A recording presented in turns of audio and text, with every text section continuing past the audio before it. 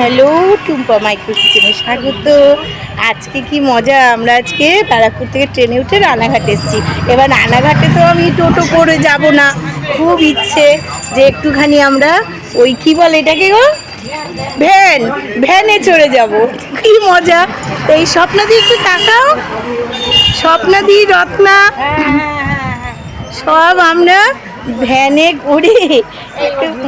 ভ্যানে করে আমরা এখন যাচ্ছি রথতলা বাস স্ট্যান্ড। তারপর বাসে উঠবো, উঠে স্বপ্নাদি দিদি বাড়ি যাবো। তো আমাদের ভ্যানে অনেক বছর আগে বনগায় উঠেছিলাম, তো খুব ইচ্ছে ছিল যে একবার ভ্যানে চড়ি। ভ্যানে চড়তে না বেশ মজা লাগে। তাহলে চলো আমরা একটু ভ্যানে চড়ে যাই, দেখা যাক তারপরে কি হয়, পড়ে টড়ে না যাই। রানাঘাট স্টেশনে নেমেছি। রানাঘাট থেকে আমরা ওই ভ্যানে চড়ে বাস স্ট্যান্ডে এসেছি রথতলা। সেখান থেকে আবার বাসে উঠতে হবে।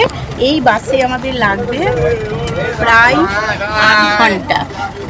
8 ঘন্টা ধরে আমাদের এই বাসে করে যেতে হবে। মানে ডিস্টেন্সটা অনেকটাই, যদি গ্রামে যাচ্ছি তাই আনন্দ করতে করতে একটু আমরা যাচ্ছি। শেষ পর্যন্ত আমরা চলে এসেছি যেখানে আসবো স্বপ্নাদির দিদির মেয়ের বাড়ি, শম্পার বাড়ি। খুব সুন্দর বিশাল বাড়ি। এখানে আমরা এখন এসে পৌঁছে গেছি, বাকিটা পরে বলছি। এত গ্রাম, সেই রানাঘাট থেকে আবার ভ্যানে করে এসেছি রথতলা স্ট্যান্ড, সেখান থেকে আবার বাসে পুরো 8 ঘন্টা। আসার পরে আমরা যে বাড়িতে এলাম, সত্যি এসে খুব ভালো লাগলো। এত বিশাল বাড়ি, আমি পরে দেখাচ্ছি। আমরা এখন খেতে বসেছি, প্রচুর আইটেম, খেতে বসে গেছি। এখন খাওয়া দাওয়া হবে। প্রচুর ভাত দিয়েছে, আগে ভাত কমাতে হবে, এত তো ভাত আমরা খেতে পারবো না। আমরা বসে আরামসে বেশ কি সুন্দর খোলামেলা জায়গায় খাচ্ছি গল্প করতে করতে। দুপুরে খাওয়া দাওয়া হয়ে গেল, অনেক কিছু খেলাম, রোগা হতে আর পারবো না, খেয়েই চলেছি। খাবার পরে একটু ঘুরছি, একটু ঘুরে ঘুরে দেখছি আমরা বাড়ি ঠাড়ি। এত সুন্দর বিশাল বাড়ি, বড় বড় অনেক রুম, ওদের সব রুমগুলো দেখছি। একটু কি সুন্দর করে গাছপালা লাগানো রয়েছে। এই আমরা দেখছি ওদের বাড়িতে অনেক বাগান, অনেক এরিয়া নিয়ে ওদের জায়গা, তো তাই জন্য আমরা দেখছি। এটাই অ্যালোভেরা গাছগুলো, ওই যে বড় ড্রাগন ফলের। ও, আমি প্রথমে ভাবছি অ্যালোভেরা পাতা এত বড় বড়, ড্রাগন ফলের গাছ লাগিয়েছে। বাবা, ড্রাগন ফল হলে তো প্রচুর দাম ড্রাগন ফলের। এরা সব গাছ লাগিয়ে রেখেছে ড্রাগন ফলের। বাড়িতে জমি জায়গা থাকলে যা হয় আর কি, প্রচুর গাছপালা, আর সুন্দর পরিষ্কার পরিচ্ছন্ন করে সারাদিন এই দাদা শম্পা, মানে আমরা যার বাড়ি এসেছি, দাদা ভীষণ পরিচর্যা করে, এত সুন্দর করে পরিষ্কার করে গুছিয়ে রেখেছে যে দেখতে এত ভালো লাগছে। জঙ্গল হওয়ার কোনো চান্সই নেই, নিচটা একদম লাইন করে সুন্দর করে পরিষ্কার করে গাছ করা, খুব সুন্দর।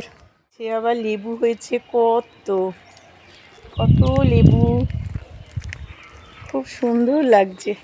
এ পাশেও গাছ,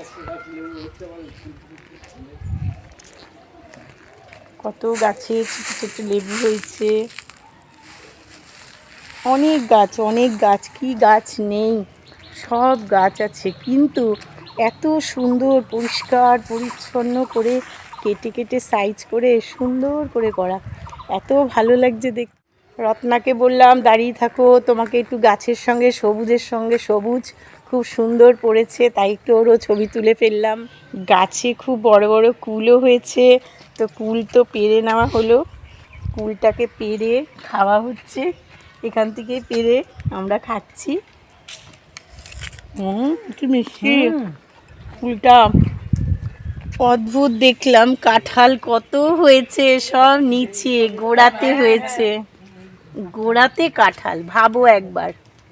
গোড়ার মধ্যে থেকেই যদি কাঁঠাল ওঠে তাহলে ওপরে তো কত। এটা সম্পার পুকুর, পুকুরটাও দেখে গেলাম আমরা, পুরো ঘুরছি। তাই আমরা হালি শহরে গিয়ে সবাই অনেকেই হয়তো দেখেছেন নিগমানন্দ আশ্রম, তো সেখানকার যিনি প্রধান ছিলেন তাকে এই শম্পার শ্বশুর প্রথম ওনাদের বাড়িতে নিয়ে এসেছিলেন, তাই তখন বাড়িটা শুরু হয়েছিল, তাই সেই স্বামীজির নামে সত্যানন্দ আশ্রমই ওনাদের বাড়িটার নাম দিয়েছে। খাওয়া দাওয়ার পরে আমরা একটু পাড়া ঘুরতে বেরিয়েছি, একদম গ্রাম তো, কিন্তু এই পাড়াটা পুরোটাই ওদের, কাকি শাশুড়ি, মামা শ্বশুর, পিসি শাশুড়ি, প্রত্যেকের বাড়ি এখানে, ওদের সব পাশের বাড়ি, পাশের বাড়ি, তার পাশের বাড়ি, এইভাবে। তো আমরা সবার বাড়ি একটু দেখা করতে যাচ্ছি। এবার আমরা ওপরে এসেছি একটু ওপরটা দেখার জন্য, কারণ ওদের অনেক ঘর, এত ঘর ওদের, হেঁটে হেঁটে ঘুরে ঘুরে দেখছি। আর সব থেকে মজার হচ্ছে ওদের বেসিন, একটা বাড়িতে 7খানা বেসিন, মানে এতটাই এরিয়া। আর এইটা তো আমার ভীষণ ভালো লেগেছে, এটা হলো শুধু ওদের বসার ঘর, বসার মানে যখন অনেকে মিলে আসে, একটু প্রোগ্রাম হলো, গান বাজনা হলো, সবাই মিলে বসে। খুব সুন্দর ঘরটা, আমার তো ভীষণ ভালো লাগলো এই ঘরটা। এটা হচ্ছে সব থেকে বড় ওপরে একটা ঘর, শুধুমাত্র গেস্টদের নিয়ে একটু আনন্দ করার জন্য, আর কিছু না। বাইরে থেকে ভিউটাও খুব সুন্দর লাগে দেখতে, দেখার মতন বাইরেটা। এই উঠোনে দুপুরবেলা খাওয়া দাওয়া হয়, এই আর কি। ওদের বাড়ি ঘুরে ঘুরে দেখলাম, পাড়ায় ঘুরলাম, প্রচুর মজা করে। এবার আমরা আস্তে আস্তে রওনা হচ্ছি রানাঘাট স্টেশনের দিকে যাব। স্টেশন পার হয়ে স্বপ্নাদির এক দিদির বাড়ি যাব, দিদিকে একটু দেখব, দেখে নিয়ে তারপর আমরা ট্রেনে উঠব। তাহলে আবার পরে দেখা। ফেরার সময় আমরা চা খাচ্ছি, তো চা খাওয়ার সময় ওই পুচকুকে দেখছি, বাপরে বাপ, নিজেই বিস্কুট ভেজাচ্ছে, নিজেই খাচ্ছে, নিজেই বিস্কুট ভেজার, যা লাস্টেরটা ডুবে গেল রে। এই যা, আজকেই গন্ডগোল হয়ে গেল, একা একা ভিজে। এবার শম্পার বাড়ির থেকে আমরা বেরিয়ে পড়লাম, ওদের গাড়িতে আমরা একদম রানাঘাট স্টেশনের ওপারে যাব, রত্নাদির দিদির বাড়ি। রত্নাদির দিদিকে দেখে তারপর আমরা আবার রানাঘাট স্টেশনে আসবো, এসে ট্রেন ধরব। চলে আসলাম স্বপ্নাদির দিদির বাড়ি।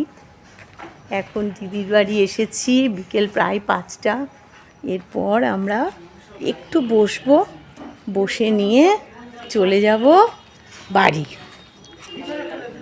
ক্লান্ত হয়ে, পরিশ্রান্ত হয়ে এখন আমরা রানাঘাট ধরেছি, সেই সকালে বেরিয়ে এখন এই 6:40 ধরেছি, এখন 1 ঘন্টা যেতে লাগবে।